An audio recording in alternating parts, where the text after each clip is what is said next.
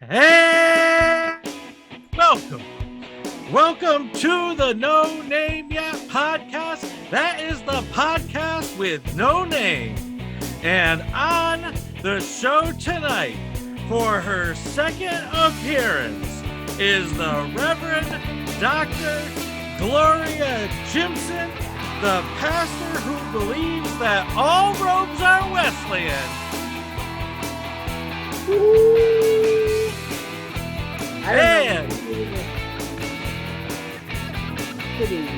And also on the show tonight is the podcaster of all podcasters, the man who loves himself a pickle, Griddy! No. Fried pickles and pickled chips. You specify. Well, welcome to the No Name Yet podcast. This is your second appearance. You were on with Pastor Bible Trivia for Pastors. Did you have a good time? I had a good time, even though you cheated a little bit. Rules. I tried to help my best. I tried to even the score. The rules are, but that's the way it is in life. Some play by the rules, and some make horrible rules. Yeah, they just make them up as they go along. That's what Justin says about you. That you be That's exactly what Justin says about you. You be making rules up as they go along. As you go along. I got to simple the game show, and because you be stuttering through when you be explaining stuff. You be stuttering through it. You be flip flopping. You don't even know your own rules. Next game, write them out the night before because it's getting crazy now. Well, I'm gonna write them out and send them to all the contestants. That's even better. That Let's go. A little transparency would be great around here. Yeah, because a little accountability. Because I did stick with the rules that I had established. I don't think I explained them well. Okay, we'll take that. Well, I'll take that as an apology. Because I did write out notes, but I guess they weren't detailed enough. And my notes didn't even come in the mail. You spent $10 to send me my notes, and they didn't even come for like 3 days later. Yeah, I sent him the questions, Reverend Jimpson, so he could draw them. Because I was picking the questions at random, and I sent them to him priority mail, and it took a week and a half to get to him. Some priority, I tell you that. Top priority. 10 bones to send priority mail, and he got it a week and a half later. To send it an hour away. That's the U.S. Post Office problem. Right, that's right. We'll have to tackle that next. Yeah. So, what I thought I'd do, what we do is I'd ask you a few questions about yourself, and then I have a couple news stories, and that's something else to do. We'll just have a little fun. All right? Another game show? Okay. No, not another game show. I thought you were sent by the what's the committee there to check to make sure I really was a minister, just because I didn't, get all those answers correct. Oh, we know those answers were a little bit strange. Those questions were a little bit strange. The ministerial efficiency? That's right. Yeah. Okay. Yeah. I'm on that committee, by the way. So am I. Yeah. Well, see, so. So we've had to work around you to get you in to question you about the game show. that's what I figured. I'm bringing this up at the next meeting. Okay. Yeah. All right. So what I know about you off the top of my head is that you were in nursing. Yes. How long? I am a nurse. You are a nurse. And how long have you been a nurse? Oh, since 1969. Wow. Passed my nursing license exam the first time. Yep. Wow. I was 2 years old. Yeah, right. You probably were. I wasn't even a thought. I wasn't much older than that because I wasn't even old enough to sign permissions, OR permissions and for my patients. Okay. It wasn't much. And so what kind of nursing did you do? medical surgical nursing. I took care of people before and after they had their surgery. And I did some orthopedic nursing. I did psychiatric nursing. I'm well prepared to handle Christly things, godly things. I got you inside and I got you outside. All right. Mm-hmm. Now we traveled to, I think, Buffalo with a young man that has some mental health issues. And do you remember that ride? Yes. Yes. Okay. And I have to tell you, Reverend Jimpson, that I was impressed with the way that you handled that young man when he became inappropriate on the way up and inappropriate on the way down. Uh-huh. Well, thank you for that. And I think your experience really showed. Mm-hmm. Thank you. I appreciate that. Yeah. You know, it's like muscle memory, you know? Uh-huh. Did you bring me on the show because you think I need a mental health nurse, and this is why you brought me here? Was this a ruse? This is because I mean I wouldn't disagree, but Reverend Jimpson is doing an intervention. Yeah, this is where I think it's going. But you know what, Griddy, sometimes you can listen and you can do some self-care if it fits, you know? I try. Yeah. So that way you don't have to leave home, you know? You just kind of remember what you heard. I don't. Yeah. Speaking of self-care, that Griddy has done a lot of meditation and is cycling back into meditation. That's right.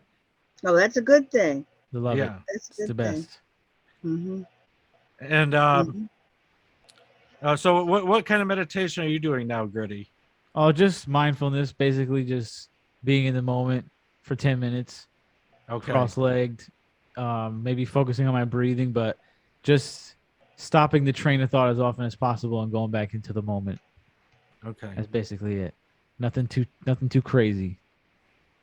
Now you used to use some kind of beads. What were those? I do have the beads. I do have the mala beads over there. You basically put your finger on each bead. There's like 110 or like 108, and then every time you hit another bead, you do a mantra in your head. I do like those too.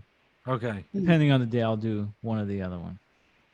Well, you know, when you told me about those beads, I got a string of beads, not those specific kind, and I just push them one at a time on the string, and it helps me relax. And hey, you got these. You just skip the guru bead, so you keep yourself in line here. That's what these are. All right. And Reverend Jimpson, do you do anything in particular to? I do. I sit and I meditate, but I don't do hard work. I don't try to touch any beads or anything like that. I just sit, I close my eyes, and I think, Jesus, speak to me. And I'm quiet. Yep. So you listen to his small, still voice. That's right. You're not talking for a change. You know, you're not praying. It's a little different from praying. You can pray before you go into it, and then you just listen. You know, so right. And then it's amazing the kinds of things. Some of the things I come up with, they're not original at all. You should see what comes up in my head during meditation. I don't even want to say. I can imagine.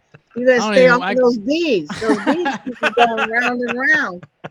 You gotta, just let everything down and just communicate. Nothing between my soul and my Savior. I don't know if that's the song's words or not, because I get the words mixed up. I put my own in there, but nothing between. Uh-huh. And that works. It works. Clears your head. Mm-hmm. So you said you are a nurse. Yes. And are you working now? Well, let me start with, I said that because I just finished renewing my license. Every 3 years you have to renew your license, and I'm good through 2027. I took my infectious disease course, and this time I didn't have to take a child abuse course, but they do that. And I always keep up continuing ed. I read, because you never know. And I work I volunteer for the Medical Reserve Corps in Rensselaer County. I So didn't do any of the. is Go that ahead. like if there's like a disaster, you could spring into action? Absolutely, but they did pods, vaccinations for COVID. You know, they did COVID tests. They do vaccinations. I didn't do any of those pods because I was just trying to stay away. You know, keep myself healthy. I had to go in and help some people. You know, um, that were shut in home with some of their treatments because there was massive shortages in the home care staff, that kind of thing. So with you use it all the time, and then you never know when you know I whatever happens when you retire from the pastorate or whatever, I'll have extra time on my hands. I'll go back and I'll work as a nurse. You can always do what you got to do. You know, I mean, my mind hopefully will still be functioning. I just won't be lifting patients the way I used to. You know, probably not doing that. Probably maybe not walking all the units that I used to do or running to codes and things like that. I don't know. I'll have to see what happens, but I did work med surg and trauma, so at Albany Med for a long time. Then I did teaching, staff development at Albany Med, and then I was director of nursing of a small community hospital that also had an alcohol rehab unit in it. And I had a variety of little things added to that nursing to make it, you know, nursing is very broad. But What did you like most about nursing? the odd thing was, I think I liked the direct patient care, the hands-on care, and it's kind of selfish, but most people say thank you when you do something for them, and you don't get that. You don't get that in the church. Just to be selfish, I'm not a minister. I'm not a clergy person just to get what I can get back. But it's really pleasing. It's enjoyable when you can help somebody walk out of the hospital and they're so happy, especially when they thought they were coming in and they weren't going to make it at all. Yeah. So, and then talking to the family, you know, that's especially when they're very anxious and they don't know. And then basically you tell them how to get the most out of when you do talk to the doctor. These are the questions you need to ask and how to get the most out of your doctor's visit. You got to listen, and telling people take somebody with you, you know, as you get older. So, because if you get a bad diagnosis, most people they close down. And so, you know, they need another pair of ears there. Right. To watch. Griddy, have you ever been in the hospital? For panic attacks, yeah. I don't think for anything else. Okay. Yeah, that's a good reason to go. Yeah. Well, I didn't know it was a panic attack at the time. I wouldn't have gone if I knew that. You think you're dying. Then about the third time I go, okay, I don't think I'm dying. I think this is something else. Yeah. I don't think I'm dying again. You know, I went into the emergency room several times in my 20s because I had chest pain. And part of it stemmed from the fact that my dad had his first heart attack when he was 38. Wow. And, yeah. And eating a lot of red meat. What's going on with that? I don't know what it was, but he's still alive now. Amen. Yeah. But you know, between that and you know the family doctors saying, "Oh yeah, with your dad's genetics, you're definitely gonna have a heart attack when you're an adult," and you know, it was, they should have seen your outburst. Then they would have put you on the top of the list. You didn't tell them about that, did you? No. And then that was good that you went, and I'm sure they talked you down a little bit and told you to relax and just eat right and exercise, and you don't have to worry about that. But that's still important that you went anyway, you know. Yeah. So and I think some of it was anxiety too, you know. A lot of it was probably anxiety.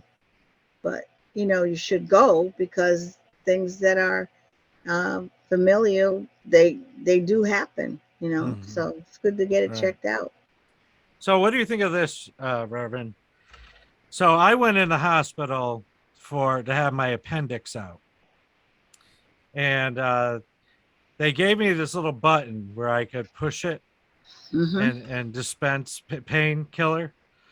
And when it was gone, I hit the nurse call light, and the lady's like, oh, she re-upped it and everything. And so in the morning, this nurse came in, and I had hit the call light, and I said, I need more morphine. And she goes, no, you've had enough, no more. And I hated that nurse. That's a strong word. That was all right. It is a strong word. Yeah. I didn't mean it. I didn't mean it strong. I meant it colloquially.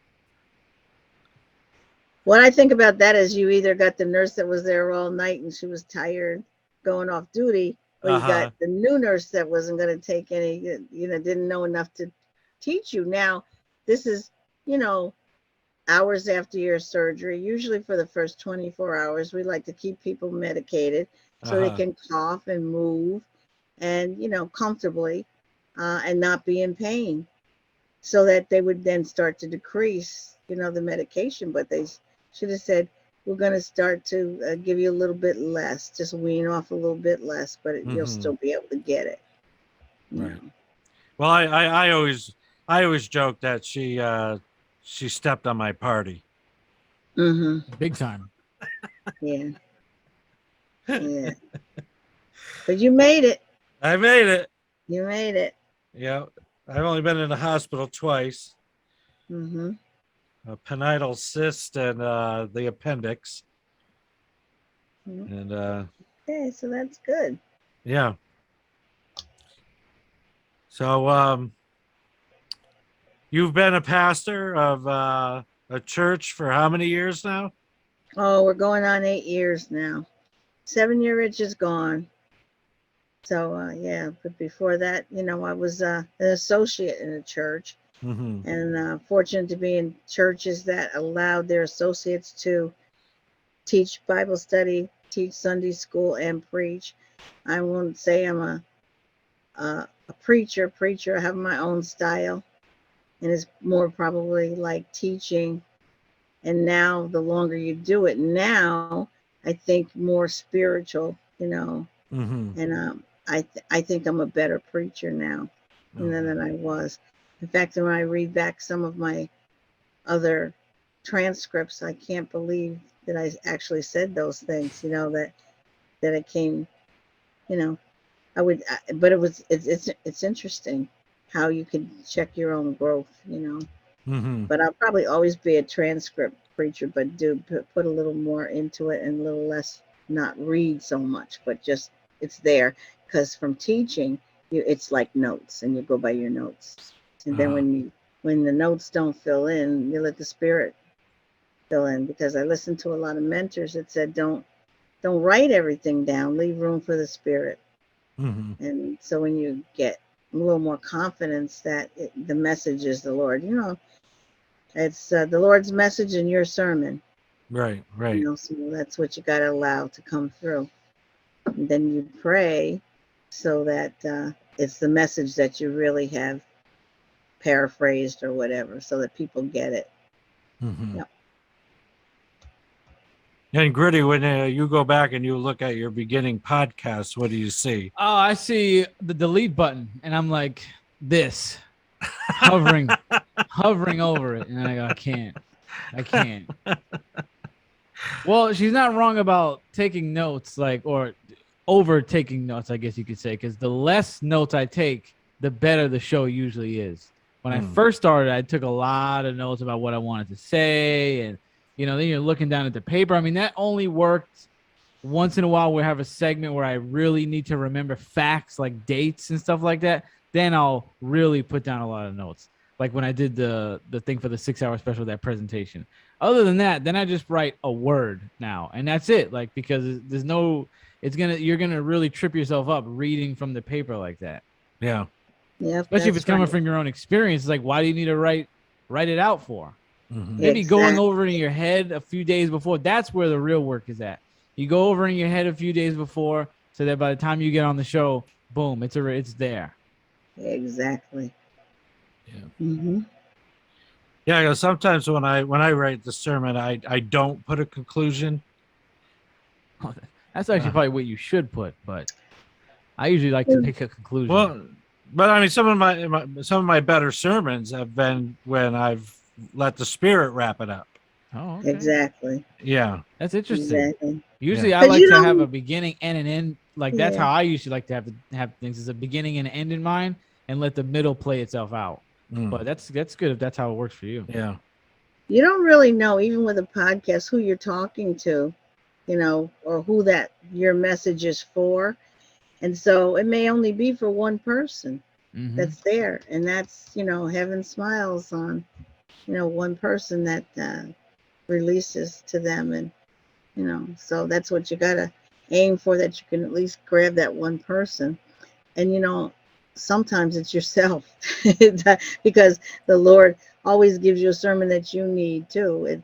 And that's why when you hear somebody say you, it's not, it's us, you know, you're talking to, you kind of think, you know, it's that thing, you're pointing a finger at somebody and four coming back at you. So you got to know what you're talking about.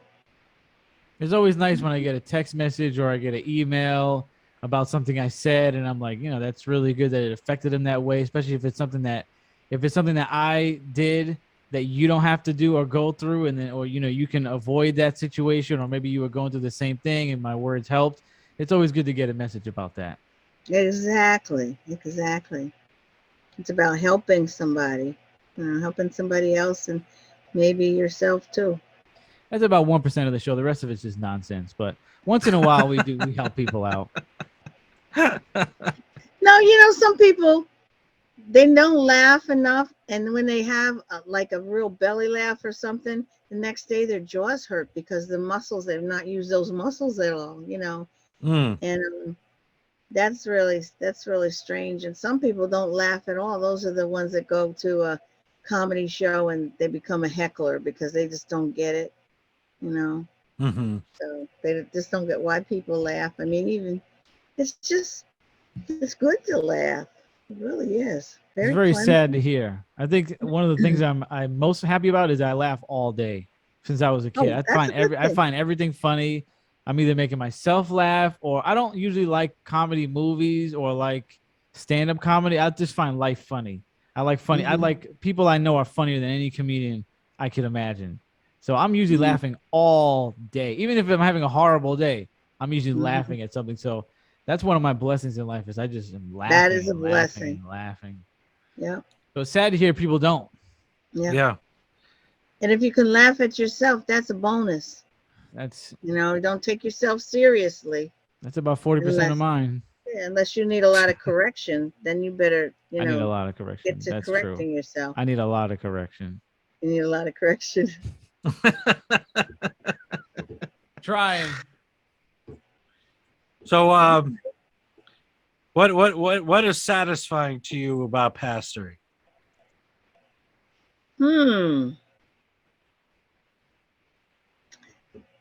That's a broad question.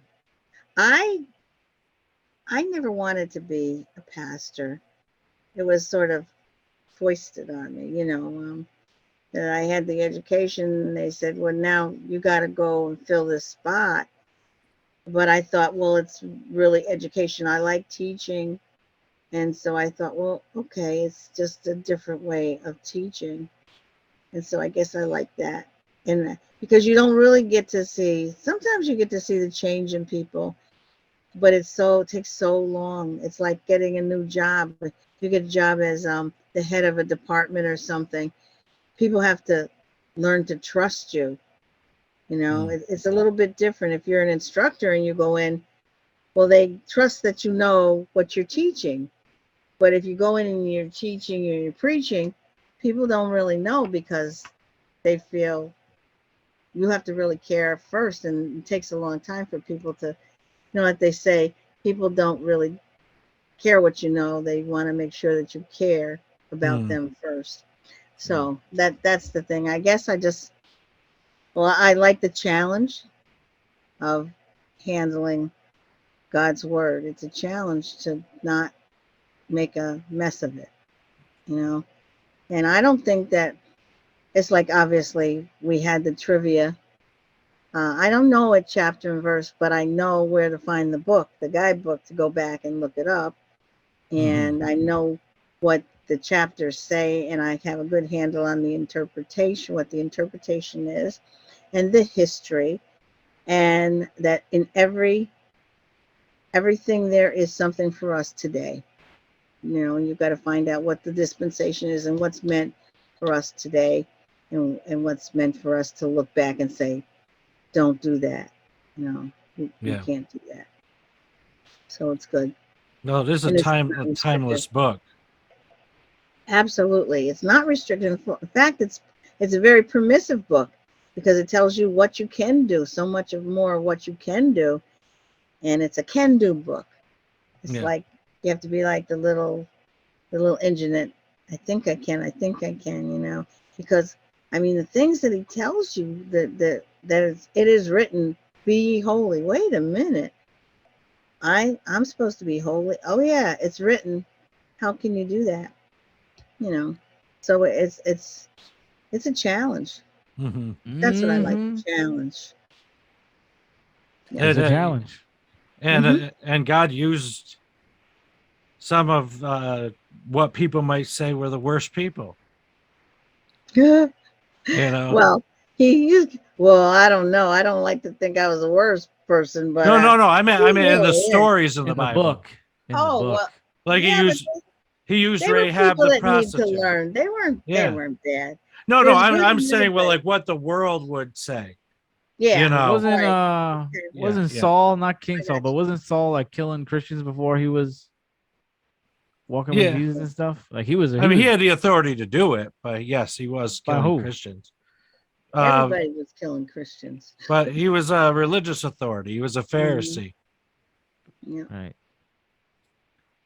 So he could order, them stoned. Yeah. And did. He did. Well, I thought right now we would transition to something a little different. Okay. All right. This is going to be fun. Do you know the rules? No, there's no rules. There's no rules. Oh, boy. But I have in front of me the 10 best chain restaurants in America. I know number one. And I know number one. So Reverend Jimpson, out of all the chain restaurants that you've ever been to, not a family-owned restaurant, what is your favorite restaurant?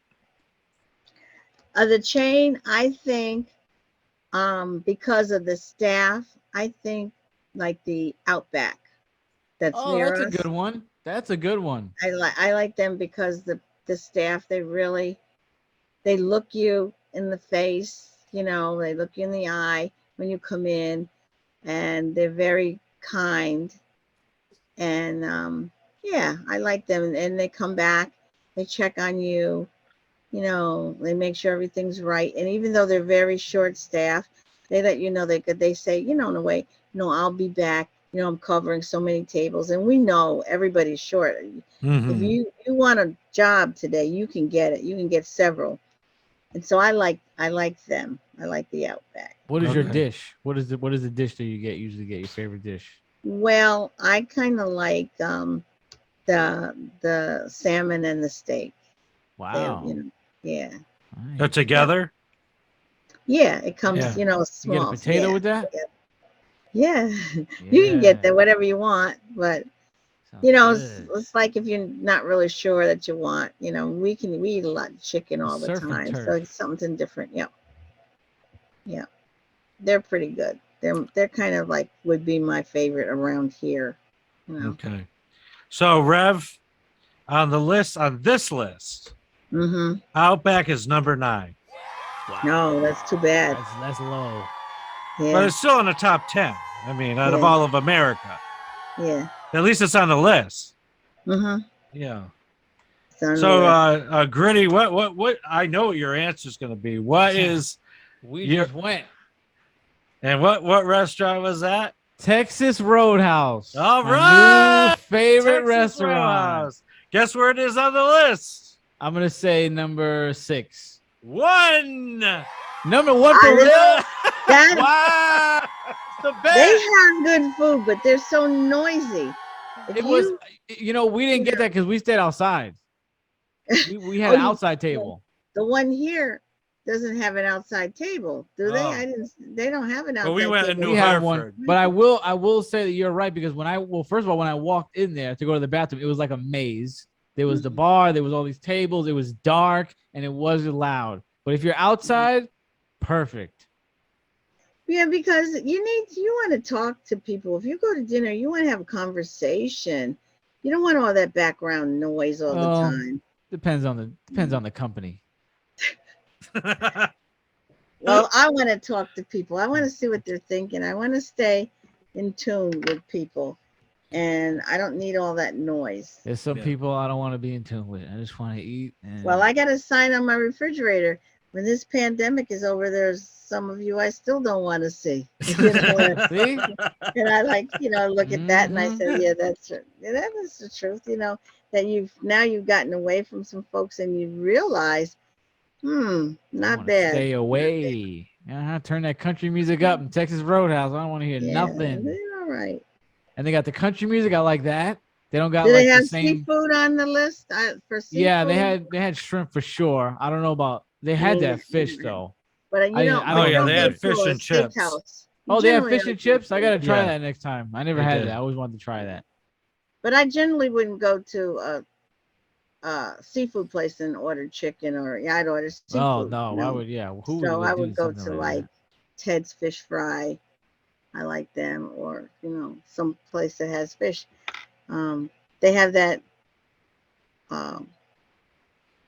seafood boil place now on Wolf Road, but I basically like to go out to eat to talk to people. I like to eat too, but to talk. Yeah, there's a really good seafood boil place up on Union Street in Schenectady now. Oh. And my mother, we got that for my mother's birthday, and it was really quite good. Where's Hooters on the list? It's not. Well, read the list. Well, first tell us yours and then read the list.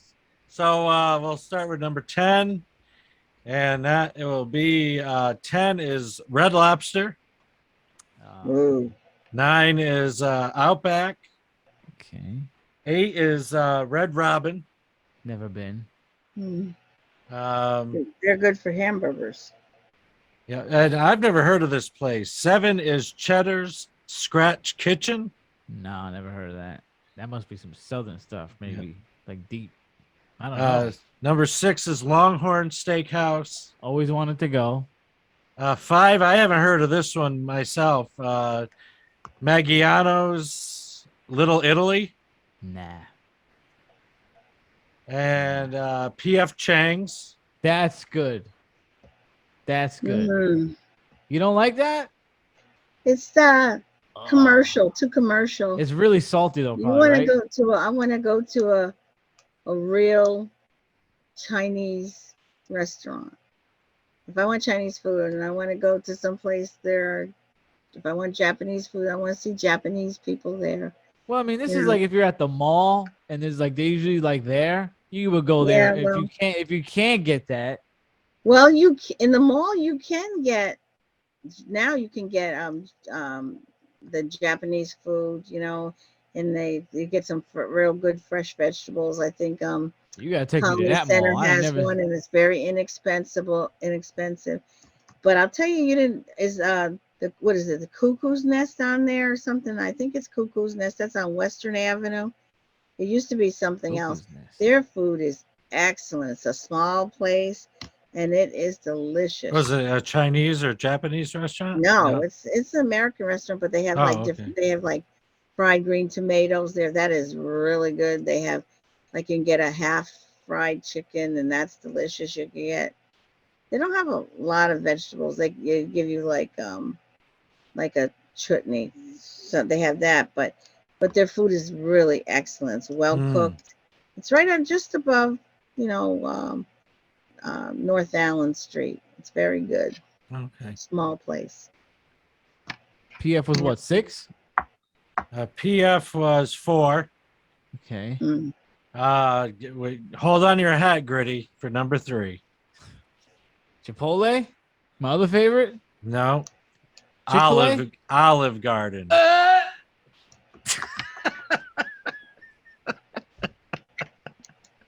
Get out of here. What do you think of Olive Garden, Rev? Listen, if you're not Italian and you like Olive Garden, that's okay. If you're Italian, you like Olive Garden, get out of here. That's not one of my specialties. Thank you. I like Carrabba's better. 3? That's rough, yeah. She said she likes Carrabba's Carrabba's restaurant. That's number 3? Yeah, it was 3 on this list. Oh, they must have paid. What publication is this? What is this? It better not be the Post. No, Attractions of America. Okay, what's number 2? Well, is Carrabba's not there at all? No. No? Oh. At least they got number 1 right. 2 is the Cheesecake Factory. I think that place is overrated last time I went, but I went when I was young. But every time I hear about it, I hear it's kind of overrated. I have to go again now that I'm grown. I mean, it wasn't bad. But I never hear people raving about it, and it's kind of pricey. Yeah.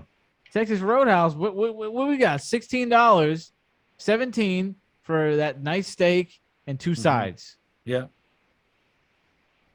Some restaurants don't even give you fries with your burger. Like Gordon Ramsay's. Actually, our entrees are cheaper than my mother's breakfast at the local diner. Wow. No, that's right. Now, what was the name of the place we went to before we went to Texas Roadhouse? Where's that on the list? Let's talk about that. Let's talk about your other favorite place. Well, now, wait. Because you did say that you and Mo went there a lot. Yeah, we did. Remind me. Is this in Utica? I don't know if I can shake your hand ever again. I'm worried now. Let's talk about it. So let me ask you this: you never had to go to the bathroom? I don't think I did. Everybody, this is a new rule. When you go to a place, it doesn't apply to like a really good restaurant. You don't have to do it.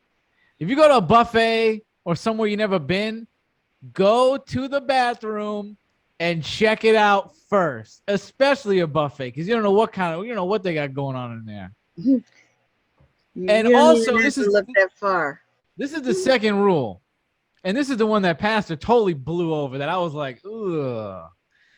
If a place closes down and they open back up as the same place but under a different name, red flag, turn around, don't go in there.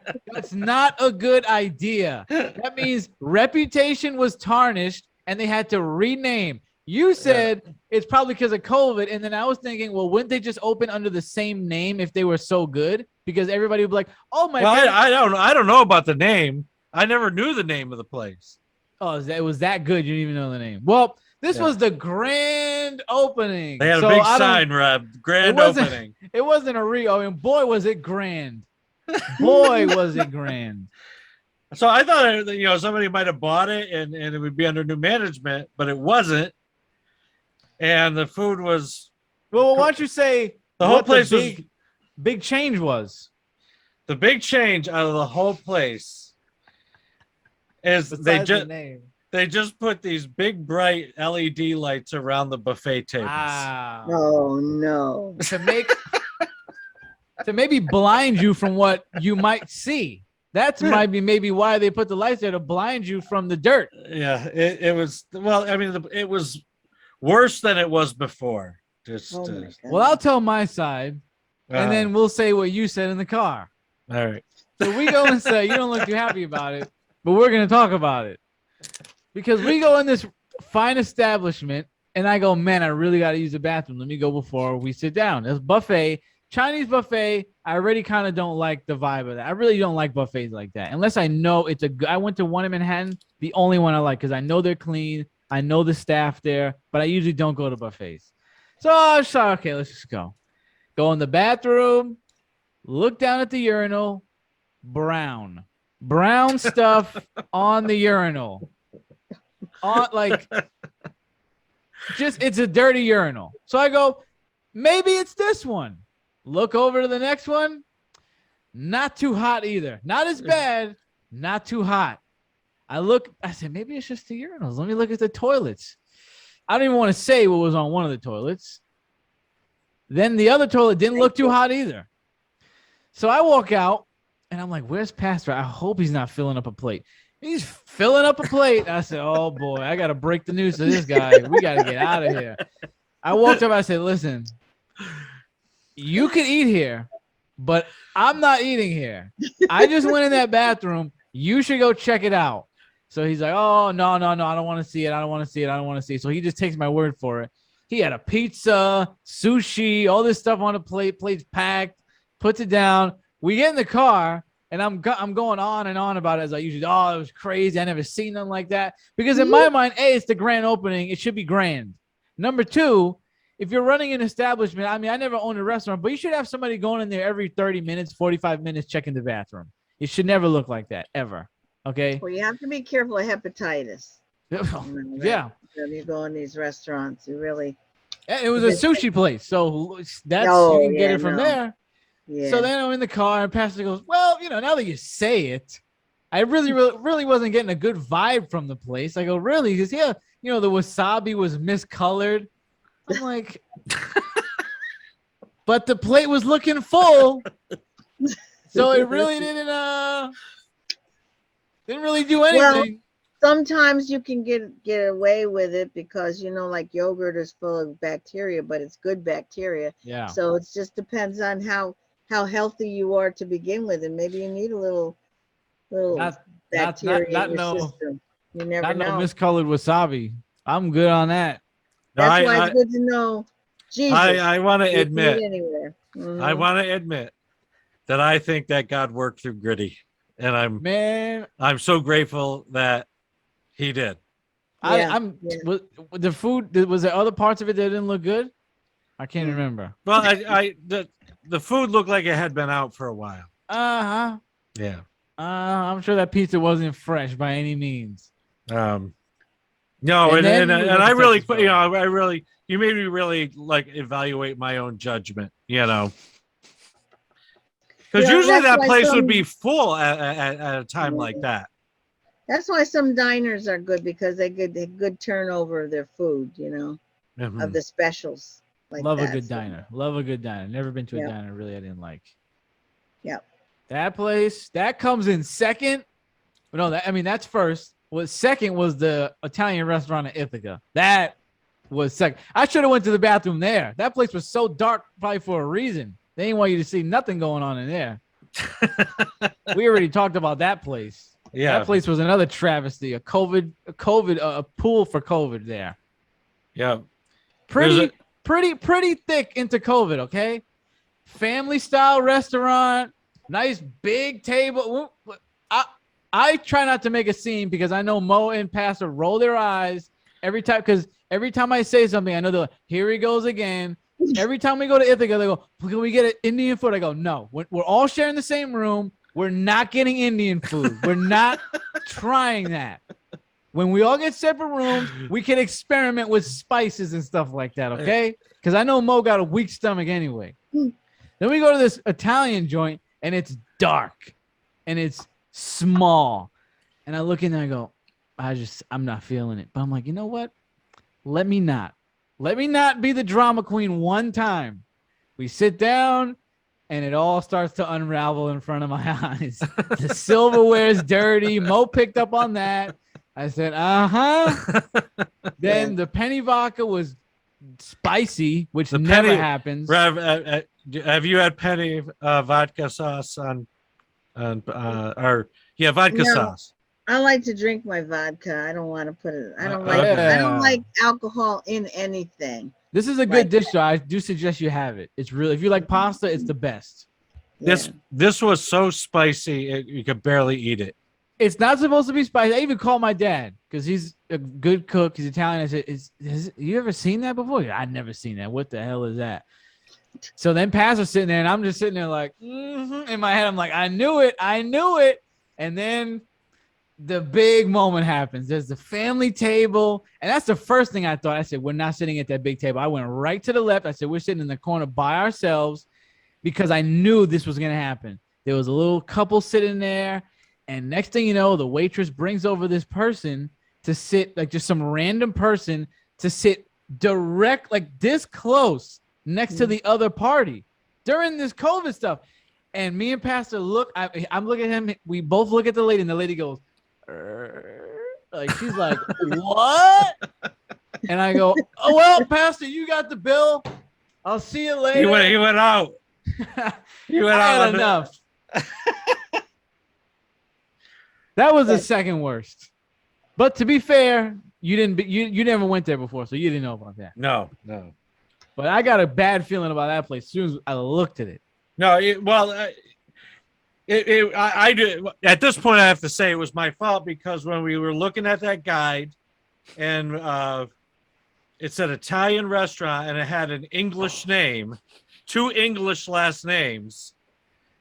That should have been the red flag. Can't you try and have a Italian name? Just fake it. If there's no vowel at the end of the name from now on, and it's an Italian place, no go in. No. That place was whack. It's called common sense. It was like a hipster joke. No, that was straight just intuition. I looked and said, this isn't it. But you know what? Let me not be a drama queen. Let me not do it. And it just unfolded in front of me. All right. Sounds like you got to listen to Griddy because he's got good spidey sense. Yeah, sometimes, he does. Sometimes. Mm-hmm. So want to go on to something else that I don't know if you heard in the news, but Jesus' sandals have been found in Utah. Because of the I didn't hear that. Is that true? Yeah. Who brought them there? What? And how did they last? And what were they made of to get there?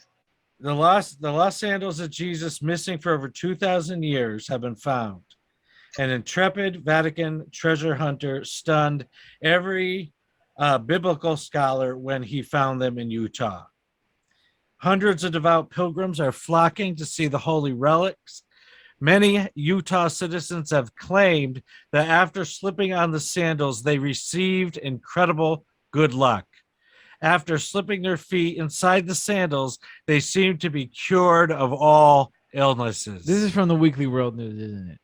I mean, Because let me tell you right now, you wouldn't let people put their feet thank in you. there. This is how I knew it was a joke. They would be falling apart. First of all, let's say they weren't. You would never let you put your feet in there. Why are you blowing up the joke? You blew up the joke yourself. But that's like strange. You don't. Well, a lot of people, if it's in print, they believe it right off the bat, and you're thinking, no, that can't be. Look, let me prove it to you. There's a picture. You know, you could have brought up an actual cool story, like how they found the dinosaur tracks in Texas. That was actually real. Mm-hmm. Did you see that? Mm-hmm. No, I didn't see it. See, look at it. There's a picture right there. Oh my gosh, no.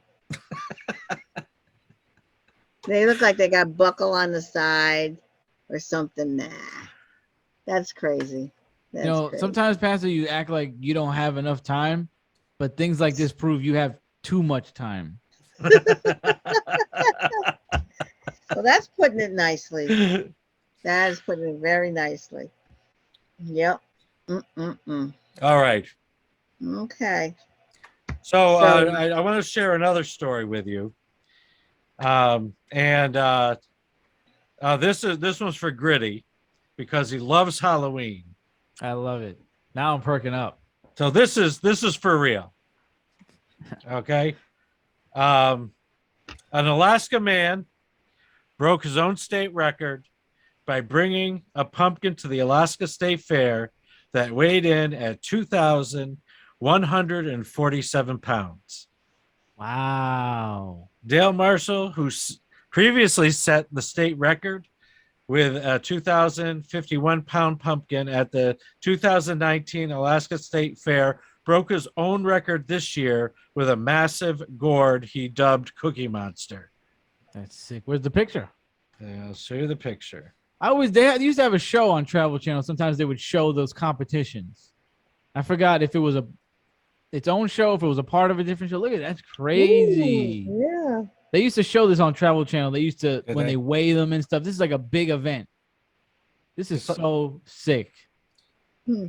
This is so cool. How wide would you say that is? It's got to be at least. I'm not good at math. 6-7 feet wide, and at least 5 feet. 5 feet thick.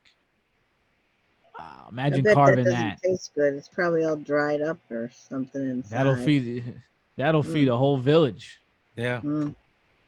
That's insane. I like when they put them on the catapults and chuck them. You ever seen that? No. You never seen that? Nope. We got to go to like some rural area where they do that. That looks cool. They take the big that would be fun. Put them on a catapult and then they send them off flying. I think they have like competitions and stuff. This is where you do stuff where you have to go somewhere where there's nothing to do. Where that's what they do. You don't see pumpkin weighing competitions in New York. Do you like pumpkin pie, Rev? I'm not a big fan of it. What? I like sweet potato pie. That's good. Better than pumpkin. People put too much like ginger and spices in it, and you don't taste the pumpkin. So I don't like. They don't really know how to cook it, so I don't like it. Oh, okay. Who makes the best sweet potato pie? Sweet potato pie is good. Who makes the best one in your opinion? The best one I ever had, the person died. I mean, they got aged out. But you got to use the secret ingredients are fresh cream, good potatoes. Yeah, I mean, you got to really have fresh things. You got to put a mixture of brown sugar in there and some different stuff, but it's freshness that's really important. So the heaviest sweet potato weighed 81 pounds 9 ounces. Wow, got nothing on the pumpkin. On March 8th, 2004, it was grown by Manuel Perez in Spain. You can make a lot of pie out of that. Yeah, you can make it. Yeah, you got a lot of time on your hands, Reverend Richard, pulling up that stuff. See what I said? All this trivia. You should don't get him started on Pop-Tarts. He won't stop. He knows a little too much about Pop-Tarts.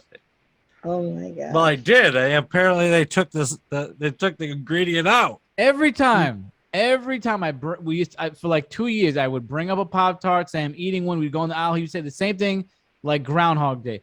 Did you know that there is sand in Pop-Tarts? Every time. He probably said it 15 times. And I'll be like, yeah. And then, he has one chance to show this is true. We go in the aisle. He goes, let me actually see. It's not even in there. So for 2 years, he's going on about this. It's not even true. So now I got this fact in my head. It's not even real. But for 2 years, there's sand in those, right? Don't be eating those. There's sand in that. I'm like, well, there used to be, because I've seen it on the box before.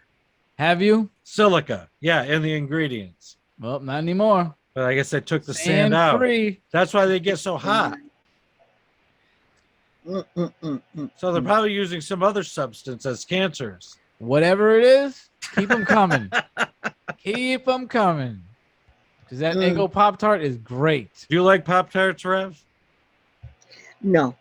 Oh, what? No, what about Boston cream Pop-Tart? Oh, no. Not going to like that. That doesn't. I like Boston cream pie. I never had but that. I would eat a Pop-Tart. What? Those are the best. Put them in the freezer. All right, so we're approaching the end. I have one more thing. And as I was looking for different material for the show, I saw this link, and I want your opinion on this. Oh boy. So, get ready, Rev. Get ready. Are you ready, Rev? Prepare I'm yourself. ready. A Thai Zoo's escaped animal drill is going viral after photos and videos emerge showing a zoo employee in an ostrich costume fleeing from keepers. So you ready? Yeah. Ready as I'll ever be to see this. เป็นนกค่ะมาจำลองสถานการณ์บางคนก็บอกว่าเอ๊ะมันจะสมจริงเหรอคุณเจษดาเพราะว่ามาใช้สแตนด์อินเขาซ้อมกันเป็นขั้นตอนเฉยๆเนี่ยค่ะคือแต่งตัวมาเต็มยศเอาแบบให้สมจริงที่สุดในฐานะนักแสดงนะคะนายวุฒิชัยม่วงมันผู้อำนวยการสวนสัตว์เชียงใหม่ก็บอกว่าเป็นการจำลองสถานการณ์ฉุกเฉินถ้านกกระจอกเทศหลุดออกจากส่วนจัดแสดงสัตว์แอฟริกาน่ารักเนี่ยท่านผู้ชมดูอีกรอบหนึ่งก็ยังน่ารักเหมือนเดิมนะแต่เจตนาของเจ้าหน้าที่ครับ